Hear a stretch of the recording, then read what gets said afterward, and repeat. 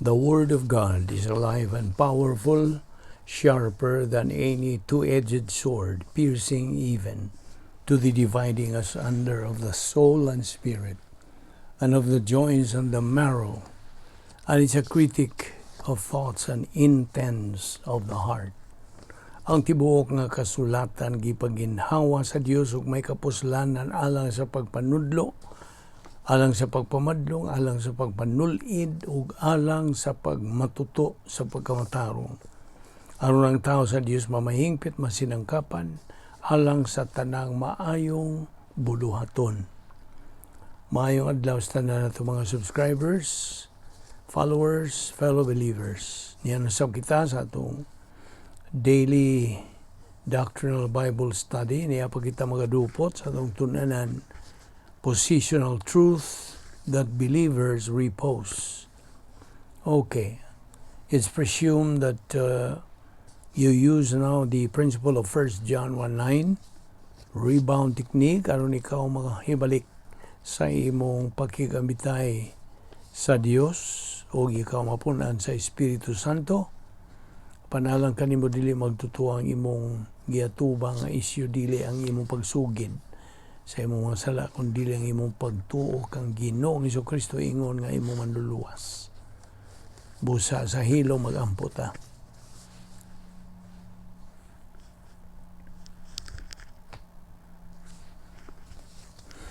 Balaan na mo nga Dios, nagapasalamat kami kanimo nining lain sa adlaw nga imong gigahin alang sa among pagpadayon sa pagtuon sa imong pulong. Grasya kining tanan nga among gipahimuslan, bisan dili kami takos. Dili gani kami takos nga mabuhi pa nagalihok pa man ang imong plano sa among tagsatag sa kinabuhi, busa gipabuhi po mga kami o nga kami makapadayon sa pagpahimulos sa imong grasya, sa imong gugma, sa imong kaluoy. Salamat ni among Bible study pinagi sa YouTube. Kining tanan namong ipasalamatan sa ngalan ni Ginoong Hesukristo. Amen.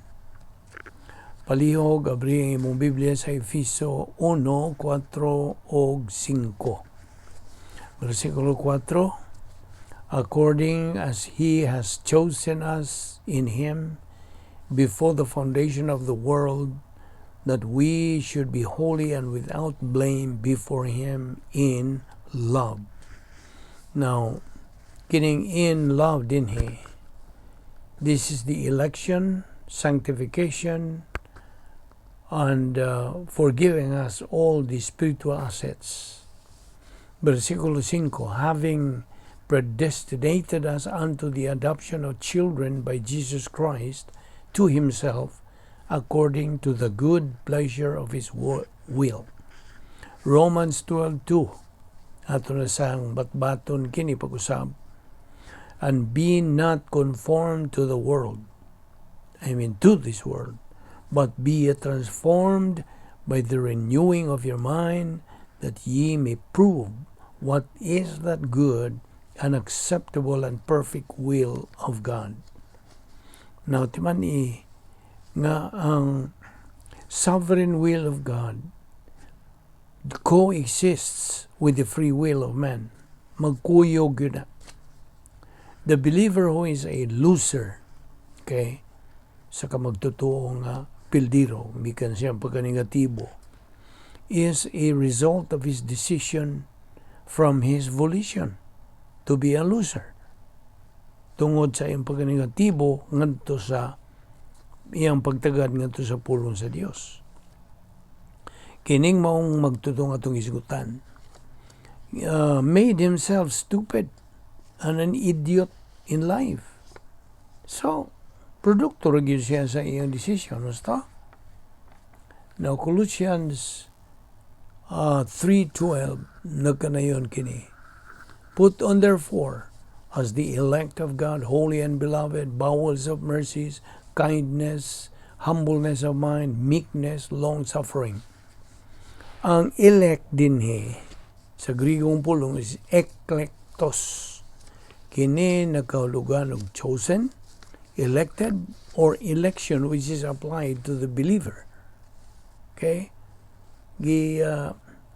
Ang nalambigit lang nini ang mga magtotoo only. Now, all believers are chosen, pinalabi or pinili. Now, eklegomai, kini is in the aorist tense sa original nga eklektos. Karon, eklegomai, kini nakahulugan, our being chosen, elected, was done by God. Sukad pas kaniya tuwa pa tukura ang kalibutan before the foundation of the world. Ephesians 1:4. Apan ang atong pagka-pinili, gihimo kini completely when we decide anytime to believe in Christ. Kining tanang mga butang nga atong gisgutan dinhi are for believers nga nakakabot na sa area of spiritual adulthood. Tungod kay, if you are still a believer in the area of spiritual childhood, you would think these things would be impossible to attain. Mao gyud. Moingon gyud ka nga, imposible na makabot na to.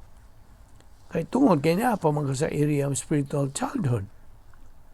Now, let us remember that whatever we decide in life, it is only we who are answerable, responsible, and accountable for that decision. Nobody else. Na ako na po nang gibalik. Ano, di na yun na mo makalimtan. Kita ra ang manubag sa tanan natong gihimo mga desisyon ining kinabuhi. Colossians 3:12, election and predestination. Gisgutan diha. They go together. They go in tandem. Now, Ephesians 1:4 and 5. Anto naman ni gisgutan, no? Anto ta karon sa Hebrews 11:6, without faith it is impossible to please God. Imposible yun sa pagpahimuot sa Dios kung wa kay pagtuo. Kung bahay na o kaluwasan, diya sa 1 Timothy 2:4, who will have all men to be saved and to come unto the knowledge of the truth. Ephesians 1:3, God who blessed us with all spiritual blessings in heavenly places in Christ. Now, kita pahimangnuan sa pulong sa Dios to redeem the time because the days are evil. So, pahimusla nato ang higayon tungod kay dautan ang mga adlaw. Wa ka bang kalinggat? Unsa ka dautan na nining atong kapanahunan? Apan didto sa langit, kitang mga magtotoo have our own museum of heaven. Kadungog ka? Doon na tayo museum of heaven dito.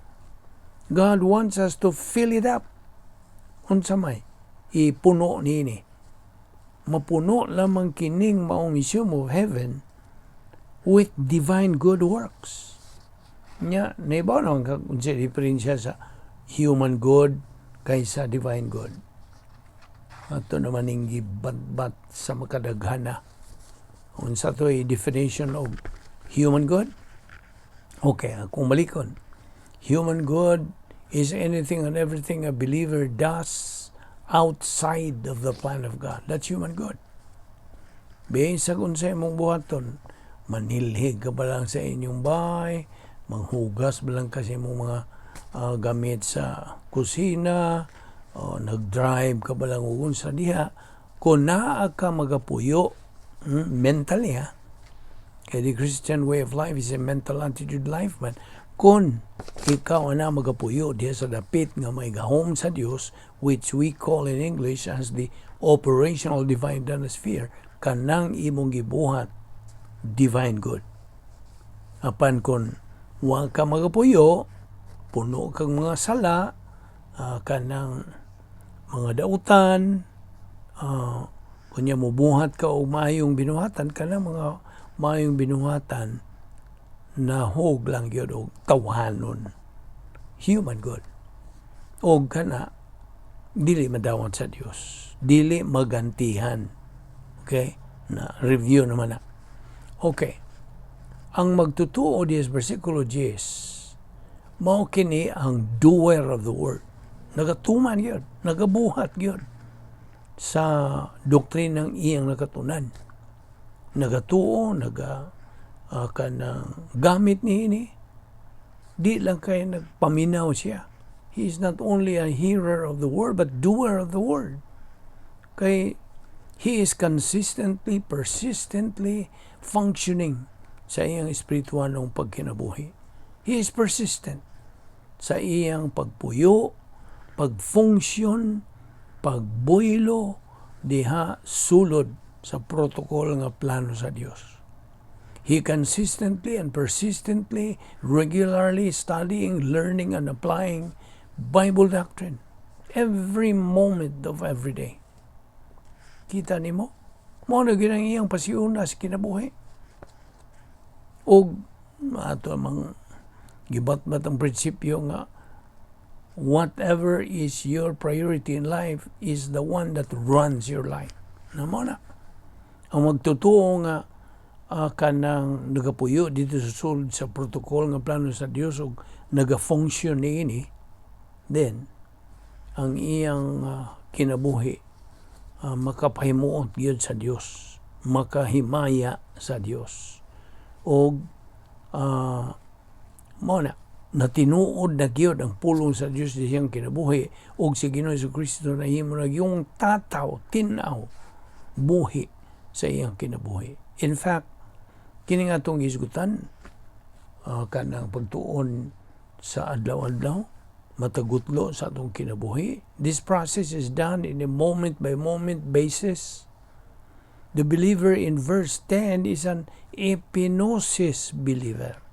Di lang kay gnosis.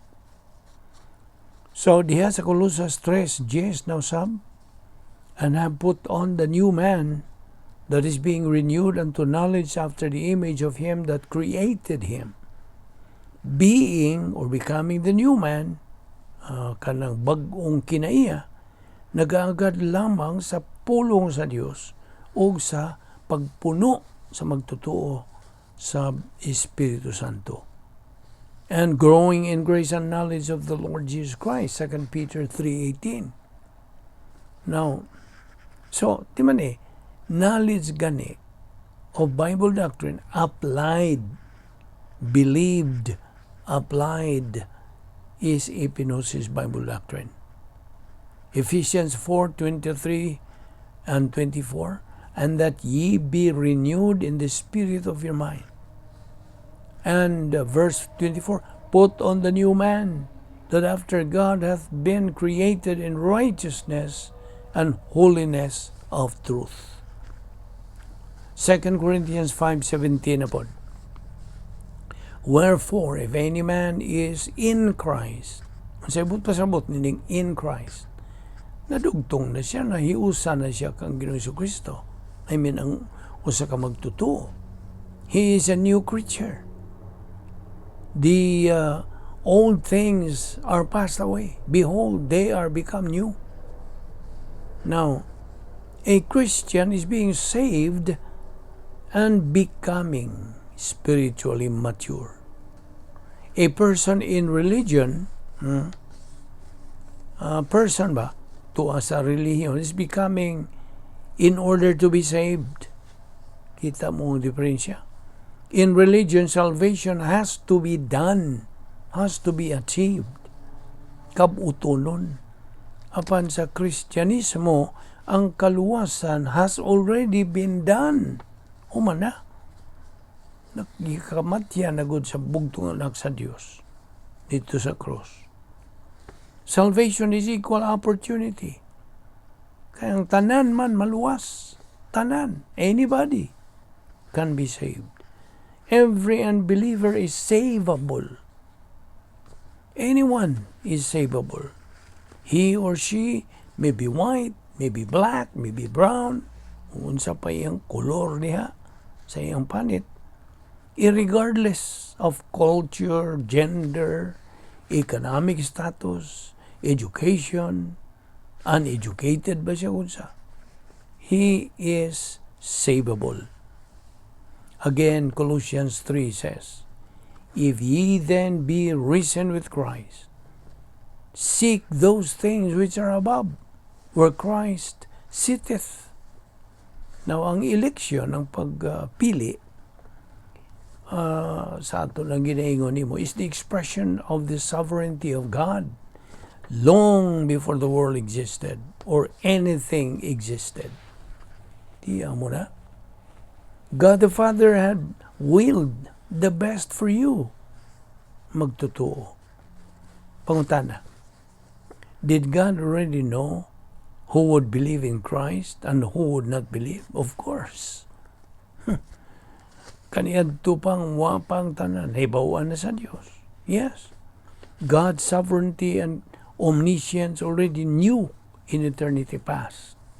1 Timothy 2:4, who will have all men to be saved and to come unto the knowledge of the truth. All believers are elected. Mga believers lang mga magtutuo lang ang pinili. Ephesians 1:4. Now Colossians 3:12 again, put on therefore as the elect of God, holy and beloved, bowels of mercies, kindness, humbleness of mind, meekness, long-suffering. Nga, unsa katuto ang election?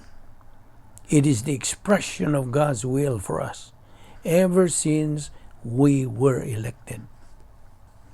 Ephesians 1 verse 4 again, according as he hath chosen us in him before the foundation of the world, that we should be holy and without blame before him in love. Verse 5, having predestinated us unto the adoption of children by Jesus Christ to himself, according to the good pleasure of his will. Ato ipadayon kiniugma, magampo ta. Amahan namong langit nun, salamat nining grasya. Grasyang pagtuon sa imong pulong. Pagpakikabitay kanimong sa imong mga pulong. Salamat ning among Bible study pinagi sa YouTube. Dada kami pagbalik ugma dinhi. Aron kami makapadayon ning among spiritual momentum. Kayong tanan among gipasalamatan sa ngalan ni Ginoong Jesucristo. Amen.